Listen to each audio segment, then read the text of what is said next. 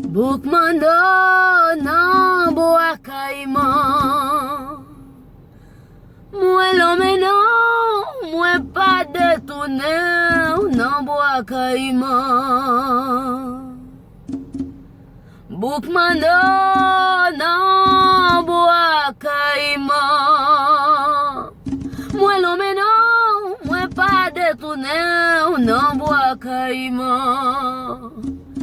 Papa Boukman nou e ase.